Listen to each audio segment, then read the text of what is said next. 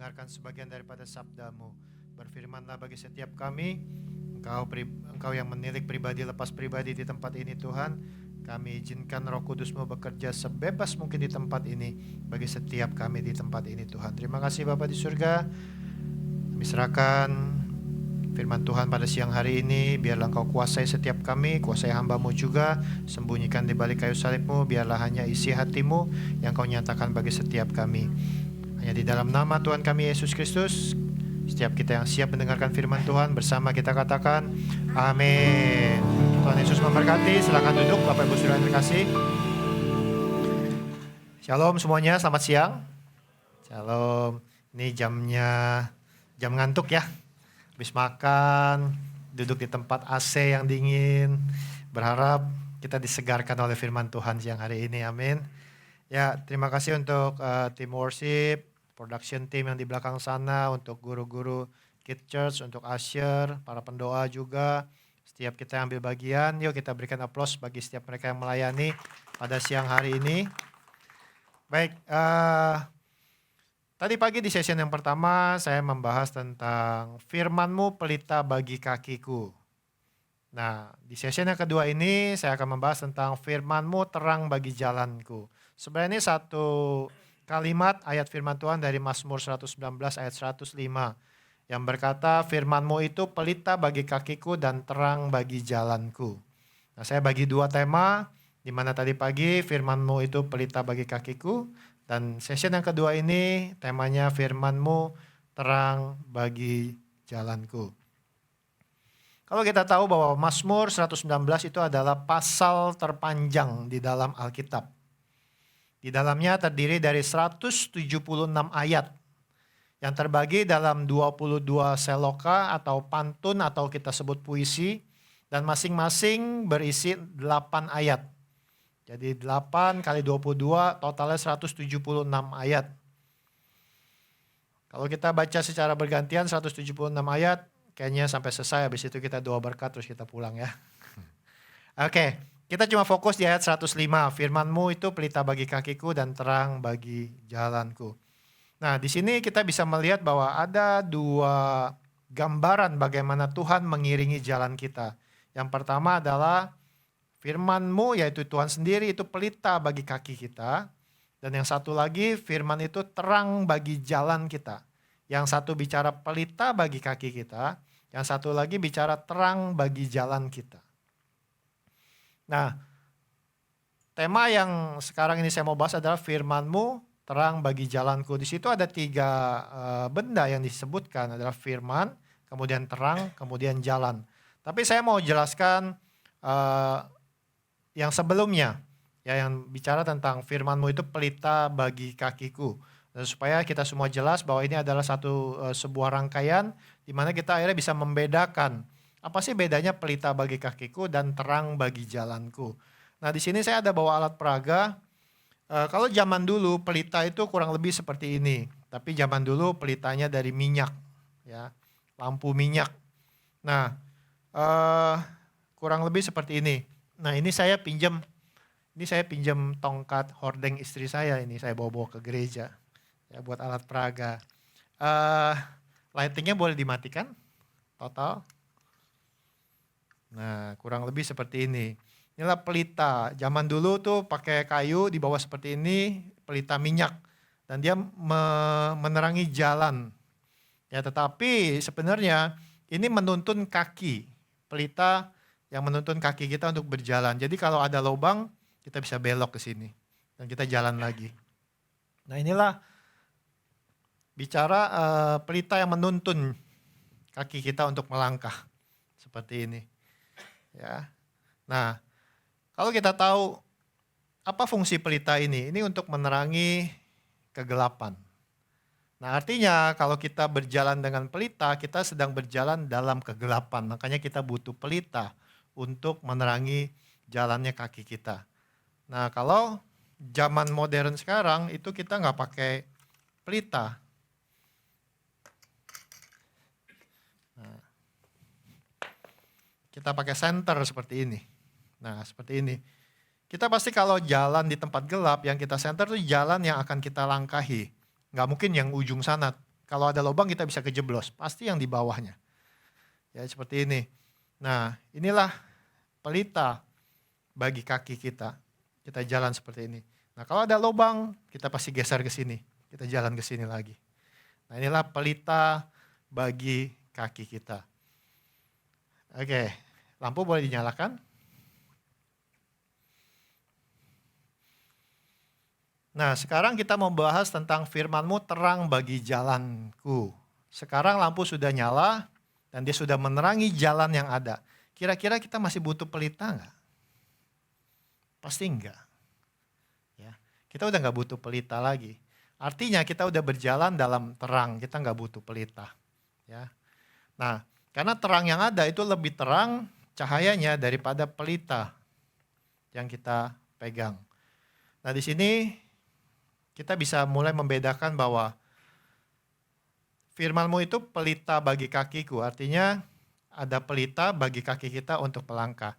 Kaki kita adalah organ tubuh yang paling rendah, ada di bawah. Artinya ini bisa diilustrasikan sebagai titik terendah kita. Makanya kita butuh pelita untuk dituntun. Titik terendah kita juga itu bicara tentang kegelapan.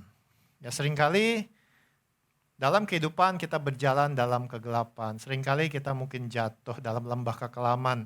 Seringkali kita diizinkan Tuhan melangkah dalam sesuatu yang gelap. Tapi Tuhan kita itu Tuhan yang setia. Dia bisa menjadi pelita. Makanya dikatakan firman-Mu itu pelita bagi kakiku. Nah, cuman di sini tadi pagi saya sampaikan kita jangan terlalu sering mau berjalan di dalam kegelapan. Mau selalu ada di titik terendah. Kenapa kita bisa ada di situ? Karena kita tidak melakukan firman Tuhan sehingga kita ada di dalam kondisi seperti itu. Tetapi firman Tuhan katakan bahwa Dia Allah yang setia, Dia selalu menyertai kita, bahkan kalaupun kita jatuh tidak sampai tergeletak karena Dia menopang. Nah, tadi pagi saya sampaikan bahwa kita kalau pada saat di dalam kegelapan, kita butuh mujizat, kita butuh pertolongan Tuhan, kita butuh pelita yang menerangi jalan kita karena kita nggak tahu mau melangkah kemana karena begitu gelapnya kehidupan kita. Nah, di sini kita diajarkan bahwa kalau kita melakukan firman Tuhan, maka kita akan berjalan sesuai dengan tuntunannya. Tema pada siang hari ini adalah firman itu terang bagi jalanku. Jadi nanti kita akan bahas bagaimana ini bisa terjadi dalam kehidupan kita dan apa dampaknya dalam kehidupan kita. Nah sampai di sini nangkap sesuatu enggak? Ya, tentang pelita bagi kakiku. Ini kurang lebih tadi pagi saya juga sempat tanya kepada jemaat yang di session pagi. Bahwa kita jangan terlalu jadi jemaat yang selalu mengejar mujizat. Tuhan bisa lakukan mujizat karena Dia Allah yang penuh kuasa. Tidak ada yang mustahil bagi Tuhan. Tetapi saya mau katakan kalau kita selalu mengejar mujizat, artinya ada sesuatu di dalam hidup kita yang menemui jalan buntu. Orang yang mau menerima mujizat kesembuhan berarti dia kan harus sakit untuk menerima kesembuhan. Orang yang mau menerima mujizat kelimpahan berarti dia harus mengalami kekurangan sehingga dia meminta kelimpahan mujizat Tuhan. Tuhan bisa lakukan semua itu. Tapi sebagai jemaat yang bertumbuh semakin hari semakin dewasa, kita harus berjalan dalam God's favor, dalam perkenanan Tuhan, dalam tuntunan Tuhan. Bukan sedikit-sedikit mentok minta mujizat, mentok minta mujizat. Kita jalan semaunya, kita hidup dengan semaunya kita. Sehingga pada akhirnya pada saat kita jatuh, kita minta mujizat. Kenapa enggak tanya dulu sama Tuhan sebelum kita melangkah? Kenapa pada saat kita sudah salah melangkah, baru kita cari Tuhan? Nah ini sesuatu yang saya mau jemaat NIC belajar dewasa. Ya, bukan seperti anak kecil yang selalu minta. Itu boleh, itu enggak salah. Tetapi jangan jadikan itu sebuah kebiasaan. Saya tadi pagi juga sampaikan ada ilustrasi, misalnya salah satu anak saya minta modal usaha. Kemudian, oke, kamu mau usaha apa? Saya mau usaha ini Pak, Berapa modalnya? Sekian Pak. Oke, ini untuk modal usaha kamu. Setelah dikasih modal usaha, kemudian dia buka usaha, ternyata usahanya tidak dikelola dengan baik, akhirnya tutup dan mengalami kerugian. Modalnya habis. Mujizat pertama yang anak saya dapat adalah dia dapat modal. Karena tanpa modal tersebut dia nggak bisa buka usaha. Itu mujizat pertama. Mujizat kedua, dia datang lagi kepada saya minta modal lagi untuk usaha yang berikutnya. Oke, mau usaha apa? Saya mau usaha ini Pak. Oke, berapa? Sekian, nih modalnya. Dikasih modal yang kedua, dia bukan kelola dengan baik, tapi dia beli barang-barang yang nggak perlu. Dia foya-foya. Akhirnya bangkrut, modalnya pun habis. Kemudian datang lagi mau minta modal lagi. Nah kira-kira orang tua mana yang nggak kesel seperti itu? Sama, Tuhan pun walaupun dia panjang sabar, tetapi dia juga mau kita anak-anaknya dewasa secara rohani. Jadi kalau kita terus datang kepada Bapa minta mujizat, minta mujizat, minta mujizat, pasti ada waktunya Allah menghajar kita untuk mendidik kita menjadi lebih dewasa. Nah, jadi bicara firman-Mu itu pelita bagi kakiku, ini bicara kita berjalan dalam kondisi kegelapan. Makanya dibutuhkan pelita buat kaki kita. Nah sekarang saya mau membahas tentang firman itu terang bagi jalanku. Kita udah gak butuh pelita. Karena kita punya terang yang menerangi jalan kita. Oke. Nangkap sesuatu sejauh ini? Terlalu cepat gak saya sampaikan? Mau diulang lagi di depan?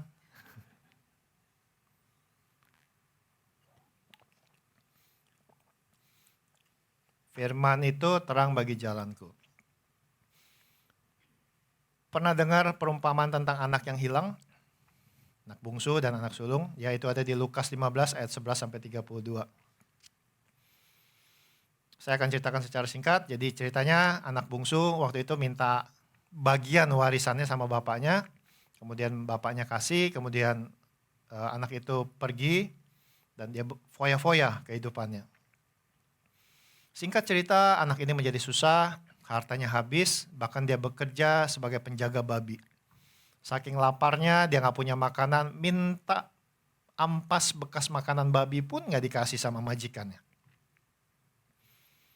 Akhirnya dia mengucap begini, aku akan bangkit dan pergi kepada bapakku. Dia mau balik lagi ke bapaknya. Dan berkata kepadanya, Bapa, aku telah berdosa terhadap sorga dan terhadap Bapak. Aku tidak layak lagi disebutkan anak Bapak. Jadikanlah aku sebagai salah seorang upahan Bapak. Ada 3 hal yang disebutkan tadi. Bapak, aku telah berdosa terhadap sorga dan terhadap Bapak. Yang kedua, aku tidak layak lagi disebutkan anak Bapak. Identitasnya hilang. Yang ketiga, jadikanlah aku sebagai salah seorang upahan Bapak. Dia siap jadi budak, walaupun sama bapaknya. Nah, ayat berikutnya, maka bangkitlah ia dan pergi kepada bapaknya. Ketika masih jauh, ayahnya telah melihatnya.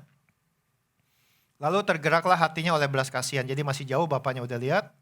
Ayahnya itu berlari mendapatkan dia, merangkul dan mencium dia. Jadi ini posisinya di luar rumah nih. Kata anak itu kepadanya, yang pertama, Bapak, aku telah berdosa terhadap sorga dan terhadap Bapak. Itu yang pertama.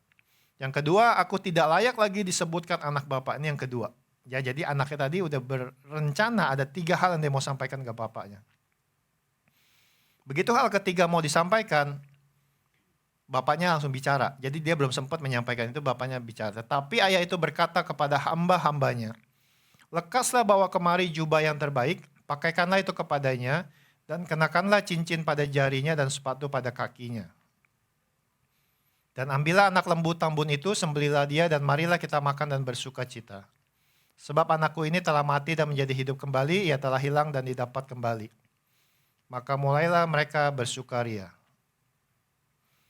Jadi ada 3 hal yang direncanakan mau disebutkan, tapi baru 2 hal, bapaknya udah potong pembicaraannya dan dia panggil hamba-hambanya untuk disiapkan segala yang tadi disebutkan. Jubah, cincin, sepatu, bahkan lembu tambun.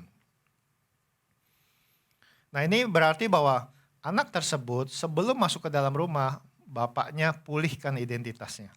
Dikasih jubah, dikasih sepatu, dikasih cincin, dan sebagainya. Sehingga identitas dia pada saat masuk ke rumah, dia bukan lagi sebagai orang lain tetapi kembali sebagai anak. Inilah gambaran Bapa yang setia.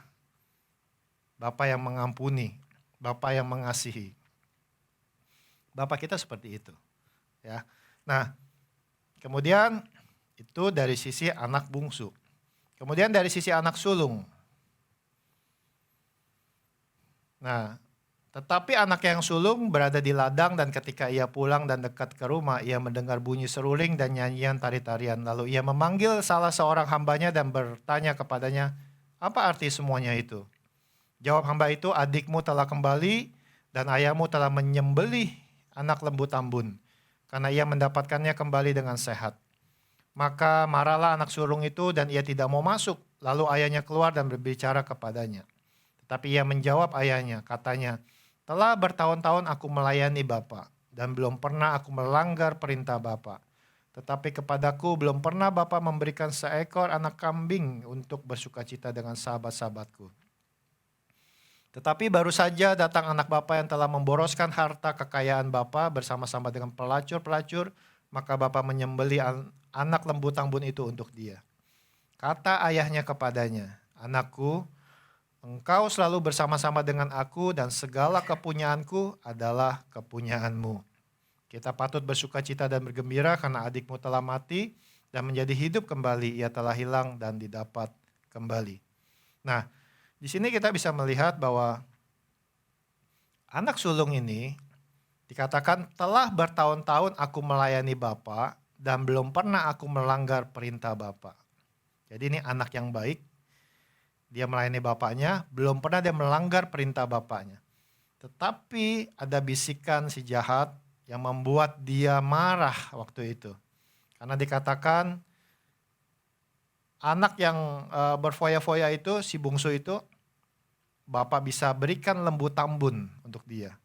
Aku yang setia sama Bapak, kambing pun belum pernah diberikan untuk dia bersukacita dengan sahabatnya. Nah, jadi mulai ada seperti itu. Tetapi bapaknya bilang, anakku, engkau selalu bersama-sama dengan aku dan segala kepunyaanku adalah kepunyaanmu.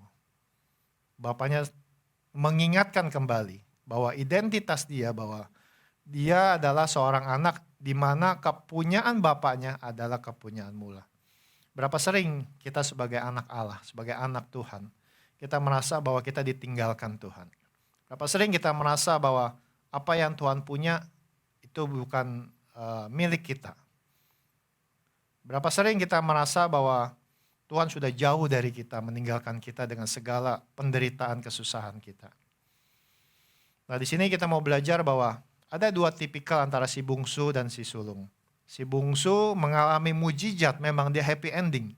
Tetapi dia mengalami satu kesusahan, sampai makan ampas bekas makanan babi pun dia nggak bisa. Sampai dia mau menjual hak status dia sebagai anak menjadi budak bapaknya. Sampai segitunya. Tetapi kalau si sulung, dia bertahun-tahun melayani bapaknya. Dia setia sama bapaknya dan dia melakukan semuanya. Bahkan bapaknya menegaskan, segala kepunyaanku adalah kepunyaanmu. Nah, disinilah kita bisa belajar ada dua hal. Ya, antara si bungsu dan si sulung. Sama seperti firman-Mu itu pelita bagi kakiku, firman itu terang bagi jalanku. Si bungsu pernah mengalami di mana dia butuh pelita bagi kaki dia pada saat dia berjalan dalam kegelapan. Tetapi si sulung, dia selalu berjalan di dalam terang. Ya, karena dia tidak pernah masuk ke dalam kegelapan. Dia setia sama bapaknya. Dia melakukan semua yang diperintahkan bapaknya. Nggak pernah dilanggar. Dia berjalan dalam terang. Pertanyaannya bagi setiap kita, apa yang kita mau lakukan dari antara dua ini? Kalau dikasih pilihan, apakah kita mau itu terjadi pada saat kita berjalan dalam kegelapan, Tuhan memang Allah yang setia dan kita diberikan pelita. Dan pelita itu menjadi terang bagi kaki kita. Atau kita mau berjalan di dalam terangnya Tuhan. Firman itu terang bagi jalanku. Nah, dua-duanya firman, dua-duanya kita belajar tentang firman Tuhan. Tetapi yang satu pelita bagi kakiku, yang satu terang bagi jalanku. Ini sebuah pilihan. Ya, sebuah pilihan. Kalau saya pribadi, saya mau dari firman itu menjadi terang bagi jalanku. Karena saya tidak perlu berjalan dalam kegelapan. Ya, sama seperti halnya kita meminta mujizat. Ya, jangan menjadi seperti anak yang selalu minta modal, tetapi kita sia-siakan. Kalau kita minta mujizat kesembuhan, berarti kan kita sakit. Coba kita berpikir, kenapa kita sakit? Apakah kita makan sembarangan, kita tidak sehat, tidak makan makanan yang sehat, atau mungkin kita kurang gerak, atau mungkin kita bekerja terlalu lelah sampai begadang, atau mungkin hal-hal lainnya yang mengganggu kesehatan. Terus kita minta mujizat sama Tuhan. Tuhan bisa kasih nggak? Bisa kasih, Tuhan bisa sembuhkan kita. Tetapi ke depannya kita mau lakukan lagi nggak hal seperti itu? Kalau kita lakukan lagi seperti itu, kita sakit lagi dan kita minta lagi mujizat sama Tuhan. Nah, ini sesuatu pilihan bagi setiap kita. Nah, kita mau bahas tentang firman-Mu terang bagi jalanku. Jadi setelah kita belajar tentang si bungsu dan si sulung, kita mau lihat dari Yohanes 8 ayat 12. Yohanes 8 ayat 12 dikatakan demikian, maka Yesus berkata pula kepada orang banyak, katanya, akulah terang dunia. Barang siapa mengikut aku, maksudnya mengikuti tuntunan firman-Nya, ia tidak akan berjalan dalam kegelapan. Kita nggak akan jalan dalam kegelapan kalau kita mengikuti tuntunan firman-Nya. Melainkan ia akan mempunyai terang hidup. Ya, itu janji Tuhan. Ya, karena dia adalah terang dunia. Jadi barang siapa mengikut Yesus, mengikuti tuntunan firman-Nya, kita tidak akan berjalan dalam kegelapan. Karena kita punya Yesus yang adalah terang.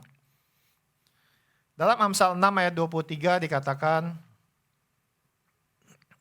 Amsal 6 ayat 23, karena perintah itu pelita, ajaran itu cahaya, dan teguran yang mendidik itu jalan kehidupan. Perintah itu pelita. Enak gak kita diperintah-perintah? Enggak enak kan? Anak bungsu tadi siap menjadi budak bapaknya. Berarti dia siap diperintah. Pelita bicara sesuatu yang menerangi kegelapan. Itu sesuatu yang enggak enak, kondisi yang enggak enak. Ya, perintah itu pelita. Kemudian dia katakan dan ajaran itu cahaya. Kalau kita mau belajar, kita dapat cahaya. Pilih mana, pelita atau cahaya? Pelita ada lifetime-nya bisa habis. Kalau pelitanya minyaknya habis, cahayanya mati. Kalau senter baterai tadi, baterainya habis, cahayanya mati. Tetapi cahaya yang dari Tuhan nggak pernah mati. Pilih mana? Ya. Dan teguran yang mendidik itu jalan kehidupan. Kalau kita mau mempunyai kehidupan, kita harus mau dididik. Artinya harus mau belajar firman Tuhan. Kalau kita belajar dalam kebenaran firman Tuhan, artinya kita ada dalam perkenanan Tuhan, God's favor. Sama seperti anak sulung tadi, dia gak pernah melanggar perintah bapaknya dan bertahun-tahun dia melayani bapaknya. God's favor menaungi dia. Bahkan bapaknya tegaskan, semua milikku adalah milikmu. Itu God's favor. Nah, jadi kalau kita mau belajar, mau dididik oleh firman Tuhan, maka kita akan memiliki kehidupan. Kehidupan berbicara tentang ekonomi kita hidup, rumah tangga kita hidup, kesehatan kita hidup, anak-anak kita hidup, keturunan kita, generasi kita hidup. Hidup berarti ada sesuatu yang memancar di dalam dirinya. Nah, kita bisa belajar dari Yosua 1 ayat 8. Yosua 1 ayat 8 dikatakan demikian, janganlah engkau lupa memperkatakan kitab Taurat ini, tetapi renungkanlah itu siang dan malam. Ini bicara dididik, belajar. Supaya engkau bertindak hati-hati sesuai dengan segala yang tertulis di dalamnya. Sebab dengan demikian perjalananmu akan berhasil dan engkau akan beruntung. Nah, orang yang berjalan dalam tuntunan Tuhan akan berhasil dan beruntung. Ya. Anak sulung tadi, dia berjalan dalam tuntunan Tuhan, dalam tuntunan bapaknya. Dia berhasil dan beruntung. Dia gak pernah makan ampas babi. Ampas makanan babi. Ya. Jadi orang yang berjalan dalam tuntunan Tuhan akan berhasil, bahkan beruntung. Ini Yosua 1 ayat 8 yang katakan. Kemudian Amsal 3 ayat 5. Amsal 3 ayat 5 dikatakan demikian. Boleh ditampilkan? Amsal 3 ayat 5, percayalah kepada Tuhan dengan segenap hatimu dan janganlah bersandar kepada pengertianmu sendiri. Akuilah dia dalam segala lakumu, maka ia akan meluruskan jalanmu. Orang yang berjalan dalam tuntunan Tuhan, jalannya akan diluruskan. Nah, kita bisa bayangkan, kalau kita tarik garis lurus, kita jalan dari sini ke sana, lurus itu pasti lebih cepat secara waktu dan lebih mudah. Tetapi kalau jalannya berkelok-kelok, pasti akan lebih lama dan lebih sulit. Nah, makanya orang yang berjalan dalam tuntunan Tuhan, jalannya akan diluruskan. Tuhan menuntun. Kemudian dari Yeremia 17 ayat 7 sampai 8. Ya, kita belajar banyak ya ayat firman Tuhan ya. Yeremia 17 ayat 7 sampai 8, diberkatilah orang yang mengandalkan Tuhan, yang menaruh harapannya pada Tuhan. Ia akan seperti pohon yang ditanam di tepi air, yang merambatkan akar-akarnya ke tepi batang air, yang tidak mengalami datangnya panas terik, yang daunnya tetap hijau, yang tidak khawatir dalam tahun kering, dan yang tidak berhenti menghasilkan buah. Orang yang berjalan dalam tuntunan Tuhan akan terus menghasilkan buah. Tidak kering, tetap hijau daunnya. Sama seperti yang dikatakan Mazmur 1 ayat 2 sampai 3. Ya, Mazmur 1 ayat 2 sampai 3. Tetapi yang kesukaannya ialah Taurat Tuhan, dan yang merenungkan Taurat itu siang dan malam. Ia seperti pohon yang ditanam di tepi aliran air, yang menghasilkan buahnya pada musimnya, yang tidak layu daunnya, apa saja yang diperbuatnya berhasil. Ya, jadi orang yang berjalan dalam tuntunan Tuhan akan terus menghasilkan buah, tidak kering, tetap hijau daunnya. Saya sempat tadi pagi juga memberikan kesaksian di mana di masa pandemi adalah masa yang tidak mudah. Bukan cuma di Indonesia, di seluruh dunia. Ya, bahkan kita mendengar banyak juga yang orang mati di luar sana segitu banyaknya. Perusahaan yang hancur dan sebagainya. Tetapi saya mengalami sebuah kemurahan Tuhan, kasih karunia Tuhan, di mana di masa pandemi itu perusahaan yang saya pimpin tidak satupun karyawan yang kita berhentikan. Tidak satupun karyawan yang fasilitas atau gajinya kita kurangi. Bahkan di dalam masa pandemi itu pun kita masih buka lowongan merekrut orang untuk bekerja. Nah, saya mau bilang bahwa ini bukan karena hebatnya saya dalam memimpin perusahaan, tetapi kasih karunia Tuhan. Di mana di situ saya semakin menjadikan diri saya semakin mencintai Tuhan. Karena selama bertahun-tahun di masa pandemi itu Tuhan pelihara dengan sempurna. Dan saya melihat apa yang saya lakukan sebelumnya, berjalan dalam tuntunan Tuhan, mencintai Tauratnya Tuhan, melakukan firman Tuhan. Janji Tuhan itu ya dan amin. Menghasilkan buah, tidak kering, tetap hijau daunnya. Nah, ini yang saya alami. Bahkan banyak hal yang sepertinya di luar dugaan. Pada masa-masa pandemi yang kurang lebih 2 tahun lebih kita jalani, sesuatu yang kita nggak berkelimpahan, tetapi kita juga nggak berkekurangan. Saya mau bilang itu sudah pemeliharaan Tuhan yang luar biasa. Bahkan dalam setiap pagi dalam doa, saat teduh saya sama Tuhan, ada hal-hal profetik yang saya lakukan, seperti misalnya perkataan deklarasi firman Tuhan yang secara profetik, di mana saya bilang bahwa saya tahu bahwa di sisi dunia manapun waktu itu banyak yang mati, orang mati. Mereka hartanya pun diambil pemerintah, karena mereka udah nggak ada yang jadi ahli waris. Dan saya diberikan hikmat untuk berdoa mendeklarasikan bahwa Tuhan, aku percaya perpindahan kekayaan bangsa-bangsa akan datang ke dalam hidupku. Perpindahan kekayaan bangsa-bangsa akan masuk ke dalam perusahaanku. Setiap pagi saya berdoa seperti itu. Dan satu kalimat lagi saya sebutkan, aku percaya kelimpahan dari seberang masuk ke dalam rekening bankku, masuk ke dalam berangkasku, masuk ke dalam dompetku. Kesannya doanya kayak orang gila ya. Tapi saya mau bilang orang Kristen mesti kayak orang gila. Kalau belum kayak orang gila, belum Kristen. Ya. Iman seperti orang yang gila. Waktu itu kita nggak terlalu kekurangan. Ya seperti saya bilang, Tuhan masih memberkati, tapi saya beriman untuk memperkatakan itu.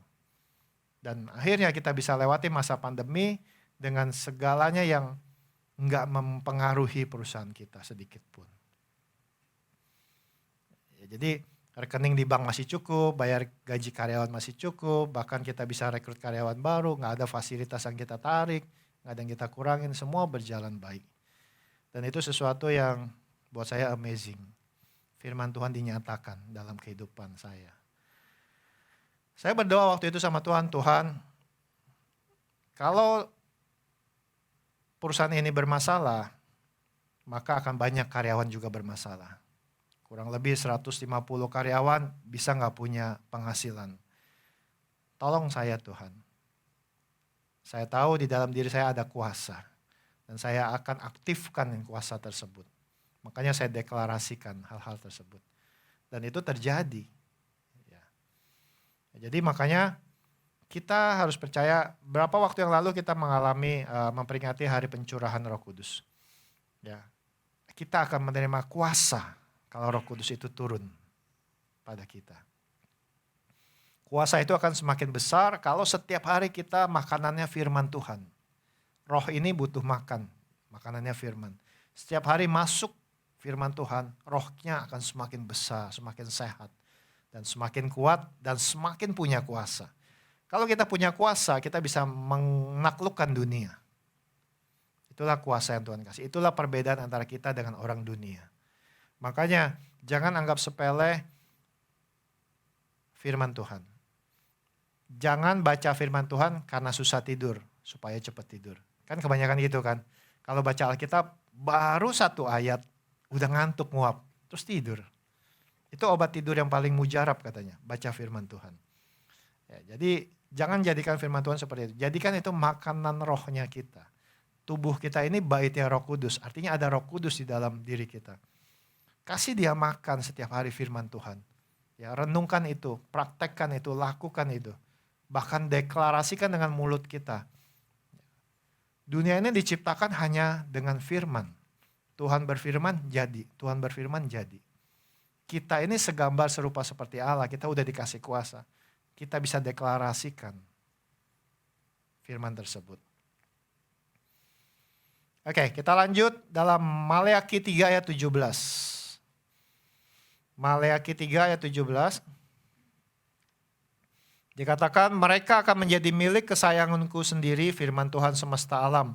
Pada hari yang kusiapkan, aku akan mengasihani mereka sama seperti seseorang menyayangi anaknya yang melayani dia. Orang yang berjalan dalam tuntunan Tuhan akan menjadi milik kesayangan Tuhan. Ya, kita diistimewakan. Makanya orang yang berjalan dalam tuntunan Tuhan akan menjadi milik kesayangan Tuhan. Seperti anak sulung tadi. Dia melayani bapaknya, dia nggak pernah melanggar perintah bapaknya. Sehingga bapaknya bisa berkata, semua milikku adalah milikmu. Ya, dia disayang. Mereka akan menjadi milik kesayanganku sendiri, firman Tuhan semesta alam. Jadi orang yang berjalan dalam tuntunan Tuhan akan menjadi milik kesayangan Tuhan. Seberapa banyak kita mau jadi milik kesayangan Tuhan? Pasti mau ya. Saya selalu rindu berdoa buat Bapak Ibu Saudara semua. Bapak Ibu Saudara semua menjadi milik kesayangan Tuhan. Bapak Ibu Saudara akan ditaruh di tempat-tempat terhormat. Bapak Ibu Saudara akan menjadi pemimpin di dalam bidangnya masing-masing. Menguasai di atas rata-rata. Ya. Jadi Tuhan sanggup lakukan itu semua. Kemudian hal berikutnya di dalam Keluaran 19 ayat 5. Ya, Keluaran 19 ayat 5. Jadi sekarang jika kamu sungguh-sungguh mendengarkan firman-Ku dan berpegang pada perjanjian-Ku, maka kamu akan menjadi harta kesayangan-Ku sendiri dari antara segala bangsa. Sebab akulah yang empunya seluruh bumi.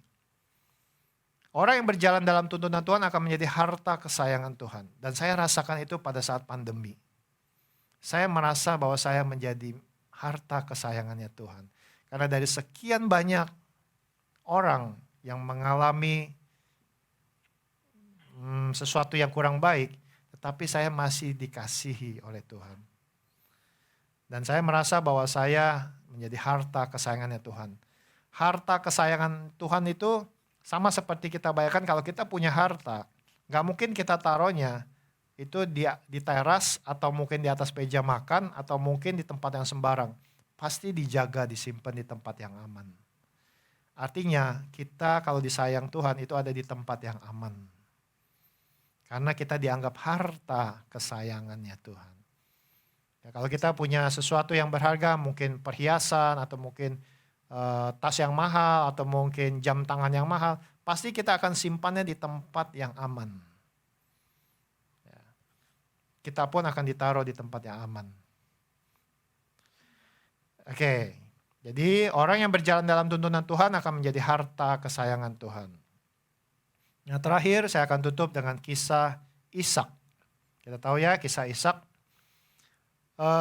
Suatu ketika ada sebuah musibah, sebuah kelaparan di negeri. Waktu itu Ishak ada di negeri orang Filistin yang bernama Gerar. Nah waktu itu Ishak karena di situ ada kelaparan di negeri tersebut, Ishak mau pergi ke Mesir. Tetapi Tuhan menampakkan diri kepadanya serta berfirman, "Janganlah pergi ke Mesir, diamlah di negeri yang akan kukatakan kepadamu. Tinggallah di negeri ini sebagai orang asing, maka aku akan menyertai engkau dan memberkati engkau." Ishak mendengarkan suara Tuhan. Ishak melakukan apa yang Tuhan perintahkan. Padahal di negeri itu sedang terjadi kelaparan. Sesuatu yang tidak menguntungkan buat Ishak. Ishak bisa aja berpikir, ngapain negeri ini lagi susah. Ntar gue kena susah. Ngapain gue turutin Tuhan, mendingan gue pergi ke Mesir. Nah, tetapi apa yang Ishak lakukan? Ya di dalam Kejadian 26 ayat ke-6 dikatakan, jadi tinggallah Ishak di Gerar, di tempat yang sedang ada kelaparan tersebut. Dia nurut sama Tuhan. Walaupun di situ sedang terjadi kelaparan. Kemudian setelah Ishak tinggal di Gerar, bukan hanya sekedar tinggal. Ya, bukan hanya sekedar dia melakukan apa yang Tuhan suruh.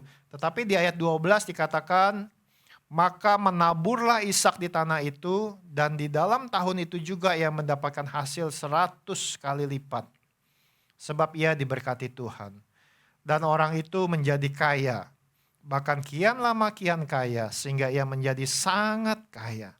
Ia mempunyai kumpulan kambing domba, lembu sapi, serta banyak anak buah. Sehingga orang Filistin itu cemburu kepadanya. Ya, ini tempatnya orang Filistin, makanya tadi dibilang Ishak ada di negeri orang asing. Tetapi justru Ishak itu menjadi orang yang sangat kaya dikatakan firman Tuhan. Karena apa? Karena pertama dia nurut sama Tuhan. Yang kedua dia mau menabur. Ya. Padahal kondisinya kita tahu tadi sedang ada kelaparan. Artinya Ishak pun juga mengalami sesuatu yang mungkin tidak berlebihan. Tetapi dalam kondisi yang tidak berlebihan, dia justru mau menabur di tanah tersebut. Tahun itu juga mendapatkan hasil 100 kali lipat. Kenapa? Karena dia percaya dia diberkati Tuhan. Makanya dia berani menabur. Dia percaya apa yang dia tabur gak pernah sia-sia. Nah disinilah kita bisa belajar dari Ishak. Ishak mengikuti tuntunan Tuhan. Ia berjalan dalam God's favor, dalam perkenanan Tuhan, dan dia diberkati. Jadi doa saya untuk Bapak Ibu Saudara semua, yuk kita semakin cinta Tuhan, kita semakin cinta firman Tuhan. Setiap hari konsumsilah firman Tuhan sebanyak mungkin. Sehingga roh kita semakin kuat, roh kita semakin besar, roh kita semakin luar biasa. Dan kita akan menjadi pemenang di dunia ini. Amin. Baik, itu yang saya bisa sampaikan pada siang hari ini. Saya berharap apa yang disampaikan bisa dicerna dengan baik, bisa diaplikasikan dalam kehidupan sehari-hari.